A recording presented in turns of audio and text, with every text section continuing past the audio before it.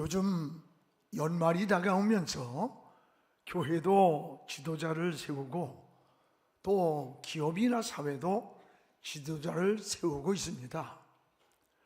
어느 조직 공동체이든지 이 지도자의 역할이 굉장히 중요합니다.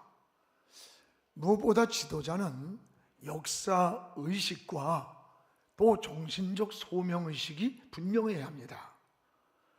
경호원은 무술이 몇 단이냐, 이것보다 더 중요한 것은 정신적 소명의식이라고 합니다. 경호 대상을 위해서 물체가 나타날 때 그 물체를 피하는 것이 아니라 그 방향으로 자기 몸을 던집니다. 소방대원은 불이 났을 때 불을 피하는 게 아닙니다. 그 불 속으로 뛰어들어갑니다. 군인은 전쟁이 날 때 피난을 가는 게 아니에요. 적진 속으로 뛰어들어 싸우는 거예요. 지난번 코로나 때 우리 송장로님이 그 코로나의 환자들을 만나고 그런다고 그래요. 그래서 그 의사들이 참 부담이 되겠다 그랬더니, 의사는요 코로나 환자를 치료하기 위해서 그 환자 전염된 속으로 들어가서 사투를 벌리는 겁니다. 이것이 의사의 사명이기 때문이라는 거예요. 그렇습니다. 여러분, 위기를 만나거나 난국일수록 지도자의 리더십을 요구하는 겁니다. 미국의 케네디가 대통령이 되었을 때 전임 대통령을 찾아가서 자문을 구했습니다. 대통령이 되어서 제일 먼저 해야 할 일이 무엇입니까? 라고 조언해달라고 했더니 전임 대통령이 하는 말이, 지도자의 가장 중요한 것은 결단입니다 라고 하더래요. 나라나 사회나 어떤 공동체든지 확실한 의지와 결단과 그리고 신뢰성 있는 지도자의 역할이 중요한 겁니다. 성도는 나라를 위해서 기도할 때에도 먼저 지도자를 위해서 기도해야 됩니다. 지도자가 바로 서야 나라가 바로 섭니다. 적도 지도자를 먼저 공격하는 거예요. 우리 신앙 공동체도 마찬가지입니다. 마귀도 영적 지도자를 먼저 쓰러뜨리려고 공격하는 겁니다. 하나님은 지도자를 세우고 일을 하십니다. 그 시대마다 하나님의 사역에 필요한 사람을 지도자로 세웠어요. 천국 복음을 전하기 위해 많은 제자들이 필요했습니다. 그때의 하나님의 사역에 필요한 사람을 세울 때 글 잘 쓰는 문필가를 부르지 않고 말을 잘하는 정치가를 부르지 않았습니다. 많은 사람 가운데 어부였던 베드로를 불러서 예수님의 수제자를 삼았고, 구약에도 농부였던 기드온 같은 사람, 뽕나무를 가꾸고 살아갔던 아모스와 같은 사람을 하나님의 사람으로 부르셨습니다. 나라도 교회도 사람을 세우는 일이 중요합니다. 그래서 1년을 생각하면 곡식을 심고 10년을 바라보면 나무를 심어라. 그리고 100년을 생각한다면 사람을 키우라는 말이 있습니다. 미래의 희망이 어디 있습니까? 사람을 세우고 키우는 데 있습니다. 기초를 하나님께 두고 정치, 경제, 사회, 문화, 교육 전 영역에서 기독교적 세계관으로 또 기독교적 가치관과 정체성이 분명한 이런 무장된 그리스도인을 지도자로 배출하는 거예요. 그래서 그들을 정치계를 변화시키기 위해서 정치계 속에 들어가고 경제계 속에 들어가고 이 사회, 문화, 교육 속에 들어가서 하나님의 나라를 이루어가는 겁니다. 이게 하나님의 은혜의 전략이고 방법이에요. 여러분, 3%의 염분이 바닷물을 썩지 않도록 방부제 역할을 한다고 그래요. 오늘 이 사회 전 영역에 20%의 크리스천들이 곳곳에 없는 데가 없어요. 그럼에도 불구하고 이 사회가 정화되지를 않아요. 이 사회가 변화되지를 않는데 고민이 있는 겁니다. 오늘 말씀에는 사도 바울이 디모데에게 교회 지도자를 세우는데 몇 가지 분명한 기준을 명확하게 제시를 하고 있습니다. 무엇보다 따라합시다. 인격을 갖춘 자, 인격을 갖춘 자를 지도자로 세우라고 말씀합니다. 우리 2절을 함께 읽겠습니다. 그러므로 감독은 책망할 것이 없으며 한 아내의 남편이 되며 절제하며 신중하며 단정하며 나그네를 대접하며 가르치기를 잘하는 사람이라야 한다 그랬습니다. 여기서 먼저 책망할 것이 없는 자를 지도자를 세우라. 오늘 책망할 것이 없다는 말은 흠이 없고 완전하다는 뜻이 아니라 인격을 갖춘 자라는 뜻이에요. 인격을 갖춘 자. 인격이 뭐예요? 인격은 지정의. 이 지정의가 균형 잡힌 사람을 인격적인 사람이라고 말합니다. 여러분, 사회에 많은 문제들이 자격이 안 되는 사람, 인격이 갖추어지지 않는 사람들이 있어야 할 자리가 아닌 그 자리에 앉아 있기 때문에 이 사회가 건강하지 못한 거예요. 교회도 마찬가지예요. 오늘 사도 바울은 디모데에게 목회 서신을 보내면서 지도자의 자격을 제시하는 거예요. 책망할 것이 없어야 한다. 한 아내의 남편이 돼야 되고 절제를 하고 근신하고 단정하고 나그네를 대접할 줄 알고 가르치기를 잘하는 사람을 지도자로 뽑으라는 거예요. 한마디로 말하면 인격을 갖춘 자, 이게 지도자가 된다는 거예요. 그렇습니다. 그리고 또 하나는 지도자는 자기를 절제할 줄 아는 사람이다. 절제. 여러분, 절제라는 말, 절제가 뭡니까? 절제는 마치 브레이크의 기능과 같은 거예요.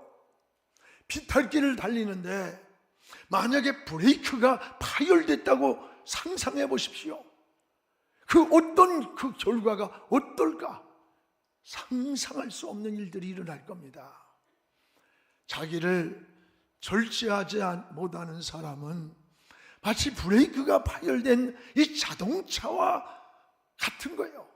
그걸 자동차를 운전하는 것 같은 거예요. 작은 일에도 감정을 절제하지 못하고 행동을 절제하지 못해서 이 인격이 파탄되는 것을 우리 주변에서 많이 보게 됩니다. 여러분 잘 아는 독일의 히틀러는 그가 분노 때문에 제2차 대전 때 망했다는 사실을 너무 잘 압니다. 히틀러는 머리가 명석합니다. 관찰력이 깊고 예리한 판단력이 있었고, 그리고 통찰력이 대단히 뛰어난 사람이에요. 그런데 자기 비위에 조금만 거슬리면 미움, 분노, 이걸 절제하지를 못하는 거예요. 한 번은 영국, 프랑스 등 여러 자유진영과 힘겨운 전쟁을 하고 있었습니다. 그런데 자기의 일시적 감정을, 분노를 절제하지 못하고 돌이킬 수 없는 불행을 가져온 사건이 있어요. 주력 부대를 그 분노를 이기지 못하고 그걸 빼면 안 되는 그 위치에서 빼가지고 소련을 침공해버린 거예요. 이것이 그의 일생에 돌이킬 수 없는 전쟁의 패인의 원인이었다는 거예요. 여러분, 자기를 절제하지 못하는 분노 때문이었다는 거예요. 지도자의 인격이 뭐예요?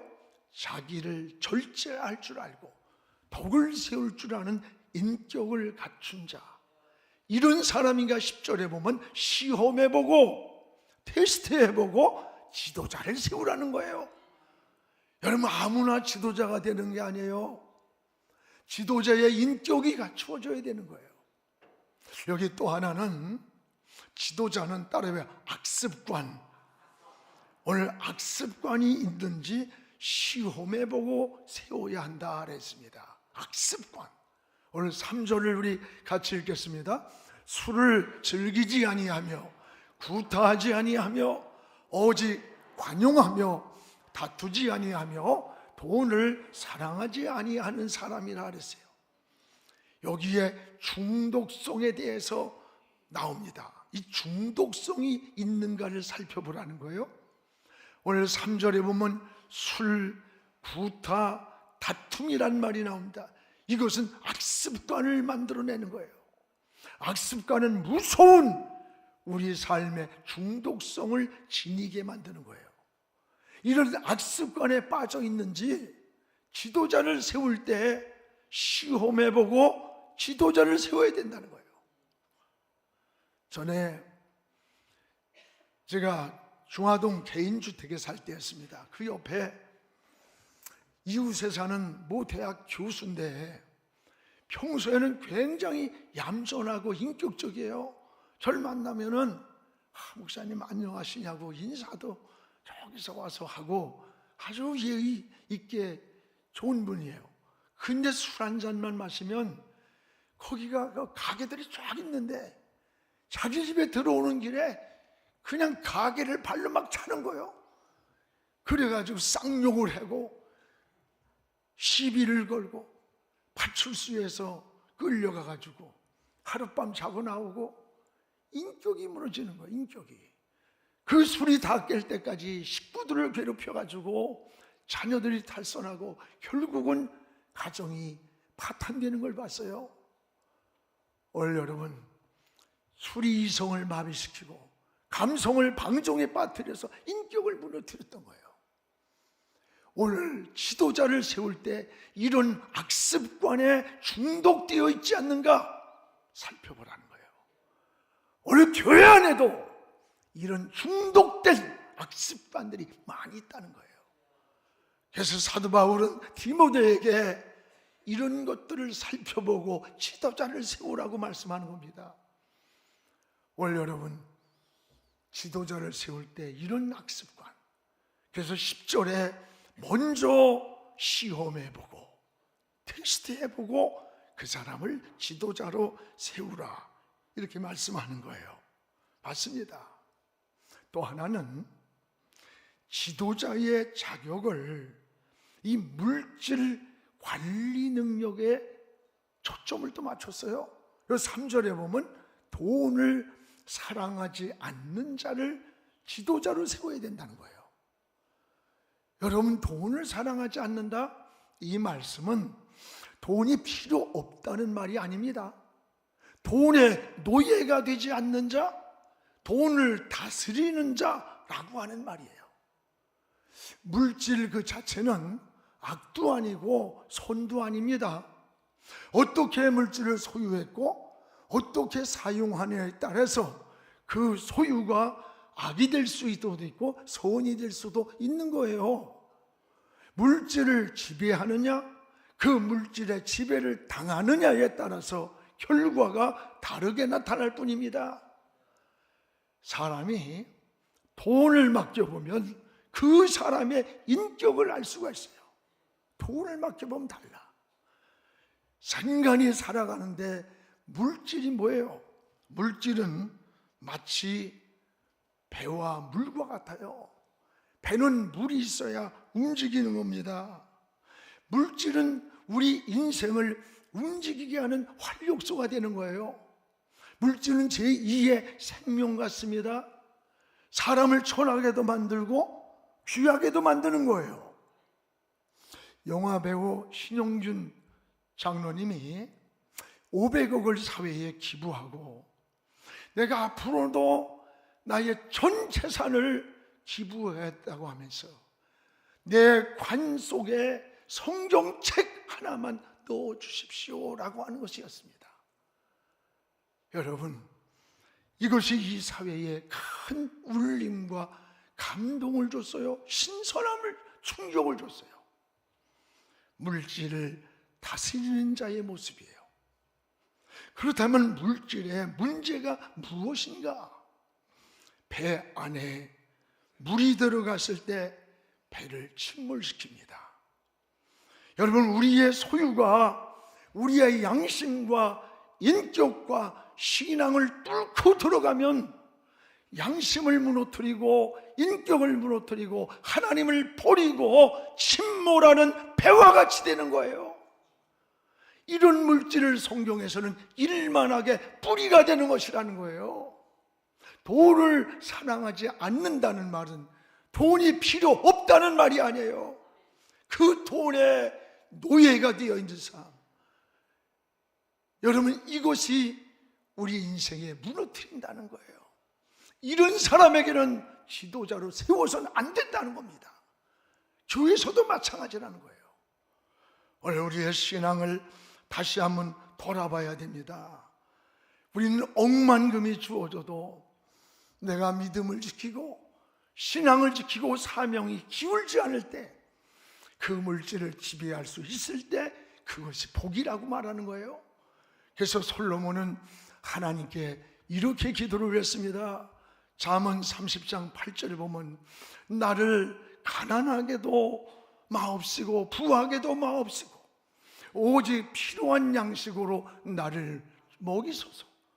혹 내가 배가 불러서 하나님을 모른다 할까, 또 여호와가 누구냐 할까 하오며, 혹 내가 가난해서 도둑질을 하고 내 하나님의 이름을 욕되게 할까 두려움나이다. 이게 뭡니까? 나를 너무 부해서 하나님 없어도 하나님을 잃어버리고 인생을 사는 이런 사람이 될까 두렵고, 또 너무 가난해서 남의 것을 탐내며 도둑질하는 하나님의 영광을 가리는 자가 두렵사오니 부하게도 마시고 가난하게도 마옵소서. 저는 이 성경 구절이 그렇게 좋지가 않았어요, 옛날엔. 그런데 깨닫고 보니까 이게 은혜예요. 여러분, 양심을 잃고 인격을 잃고 신앙이 기울어진다면 내가 소유한 것, 내가 가진 높은 지위, 자리, 여러분, 이게 복이 아니에요. 마치 배 안에 물이 들어가서 침몰시키는 배와 같이 되는 거예요. 우리 주변에 이런 일이 얼마나 많습니까? 진정한 축복이 뭐예요? 억만금이 내게 주어져도, 지위가 높아져도 나의 양심과 인격과 신앙과 사명이 기울지 않을 때 그게 진짜 복이라는 거예요. 오늘 우리의 신앙을 돌아보시기 바랍니다. 우리의 모습을 돌아보시기 바랍니다. 여러분, 물질의 지배를 당합니까? 함몰되어가는, 침몰되어가는 배와 같이 양심을 잃고 믿음을 잃고 하나님을 버리고 인격이 무너져가는 겁니까? 그건 복이 아니에요. 내가 높은 자리가, 그 소유가 아니라는 거예요. 오늘 진정한 복은 내게 주어진 모든 것들을 다스릴 수 있는 것. 억만금이 주어져도 신앙의 저울추가 기울지 않을 때 이게 복이라는 거예요.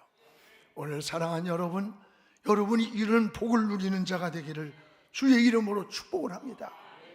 또 하나는, 오늘 사도 바울은 가정을, 지도자를 세우는데 중요한 가정을 기준으로 삼았습니다. 그래서 바울은 가정을 잘 다스리는 자에게 지도자의 기준으로 제시를 했어요. 여러분, 가정이 뭐예요? 인류 최초의 공동체가 가정입니다. 하나님은 가정으로부터 모든 것을 시작하신 거예요. 이 가정이 흔들리면 기초가 흔들리는 거야. 한 가정이 붕괴될 때 이 사회가 혼란해지고, 사회가 혼란할 때 그것이 더 뻗어나가면 나라가 혼란한 거예요. 기초가 되는 거예요. 그래서 바울은 디모데에게 지도자를 세울 때 가정의 문제를 두 가지로 언급을 하는 거예요. 두 가지. 이 하나는 자녀의 신앙 문제를 시험해 보라는 거예요. 점검해 봐라. 오늘 4절입니다. 우리 같이 읽겠습니다. 자기 집을 잘 다스리요 자녀들로 모든 공손함으로 복종하게 하는 것이라. 자기 집을 잘 다스린다? 자녀들이란 말이 나와요. 오늘 여러분 여기에 자기 집을 잘 다스려 자녀들로 모든 하나님을 잘 섬기는가 테스트해봐라. 확인해봐라. 왜 그러냐? 자녀를 신앙으로 양육한 자를 지도자가 되도록 세워야 된다는 거예요. 여러분 장관이나 고위직을 세울 때 자녀가 학교 폭력을 한 것 때문에 문제가 되고, 이게 뭐예요? 나 혼자만 좋은 자리와 실력을 가지고 있다고 되는 게 아니라는 거예요. 한 지도자가 되는 데는 그 사람의 인격과 악습관과 여러분 이 모든 것을 시험해보고, 그리고 그 가정이 건강한 가정인가까지 봐야 된다는 거예요. 이 성경적 가치관과 기준을 가지면요 이 사회가 건강해져요. 자녀는 부모의 신앙을 본받게 되는 겁니다. 부모가 경건하게 믿음으로 사는 모습을 보고서 그 자녀는 그대로 신앙생활을 계승하는 거예요. 여러분의 자녀들에게 신앙을 지금 잘 물려주고 있는 거예요. 믿음을 물려주십시오. 따라합시다. 믿음을 떠나면 아무것도 아니다. 믿음을 떠나면 아무것도 아니야. 여러분 자녀들에게 유산을 주는 거 좋아요. 그러나 너무 많이 주니까 노력이 뭔지 희생이 뭔지를 몰라. 그냥 누리다가 요즘 마약 같은데 타락하고 방종하고 가정들이 깨지고, 이게 얼마나 무서워요. 이 마약이 여러분 멀리 있는 게 아니야. 우리나라 마약 청정은 이미 끝났어요. 저 강남의 초등학생들도 마약을 한다는 거야. 무서운 겁니다. 지금 자녀들에게 신앙을 물려줘야 돼요. 여러분의 토양이, 가정의 토양이 찬송 소리가 들리고 기도가 들리고, 기도하는 엄마의 모습이 보이고, 어렵고 힘들면 하나님 앞에 무릎 꿇는 아버지의 모습을 보면서 자라는 그 아이들이 그 토양에서 믿음이 자라는 거예요. 평안이 있고 기쁨이 있고 행복이 있기 때문에. 또 하나는 오늘 지도자를 세울 때 5절에 이 부부관계, 가정의 부부관계가 화목해야 된다는 것을 우리에게 말씀합니다. 우리 5절 같이 읽어봅시다. 자기 집을 다스릴 줄 알지 못하면 어찌 하나님의 교회를 돌보리요. 사람이 자기 집을 다스리지 못하는데 어떻게 하나님의 교회를 맡길 수 있겠느냐. 교회 지도자로 맡길 수 없다고 하는 말이에요. 여러분 가정에서 성실한 남편이 교회에서도 성실한 일꾼이 되는 거예요. 가정에서 성실한 아내가 교회에서도 충실한 일꾼이 되는 거예요. 하나님의 일을 한다고 막 했는데 집에 가서는 나 피곤하니까, 그거는 여러분 잘못 조세하는 거예요. 남편들도 마찬가지예요. 열심히 한다고 하는데 가정에 가서는, 사회에 가서는 그거는 잘못이에요. 지금 21세기 위기가 경제가 아닙니다. 가정의 붕괴라고 하잖아요. 가정이 본질적으로 무너지고 있는 거예요 지금. 오늘 여러분의 가정 회복이 되기를 축복합니다. 오늘 다시 한번 돌아보시기를 바랍니다. 오늘 우리의 믿음 생활을 다시 한번 여러분 생각하면서, 우리 목회를 하는 사람들도 그래요. 목회를 잘하는데 이 가정이 파괴가 돼서, 그래서 한순간에 그 목회가 다 무너져 버리는 걸 많이 봤어요. 사회도 그래요. 사회도. 사랑하는 여러분, 하나님은 사람을 통해서 일을 하십니다. 그 시대마다 하나님의 사역에 필요한 지도자를 찾고 계셨던 거예요. 오늘 여러분 하나님 마음에 합당한, 하나님 손에 쓰임 받는다는 거, 이게 얼마나 큰 은혜고 축복입니까? 오늘 우리의 모습을 다시 한번 돌아보면서 바울이 제시한 3가지가 있잖아요. 인격을 갖춘 사람, 지정의 인격을 갖춘 사람, 자기를 관리할 줄 아는 악습관에 빠지지 않고 자기의 삶을 절제할 줄 아는 사람, 가정을 잘 다스리는 사람, 이런 사람이 영적인 지도자가 된다는 거예요. 오늘 이 말씀은 오늘 하나님이 저에게 하는 말씀이고 우리 장로님들, 권사님들, 집사님들, 성도들 여러분에게 주시는 하나님의 음성인 거예요. 오늘 여러분 자신을 돌아보면서 사회에서나 교회에서나 삶의 모든 영역에서 오늘 하나님의 손에 붙잡혀서 하나님 앞에 쓰임받는 좋은 영적 지도자, 제자들, 그리고 여러분이 직장, 사회 어느 곳에 있든지 이런 좋은 지도자들이 되기를 주님의 이름으로 축복을 합니다.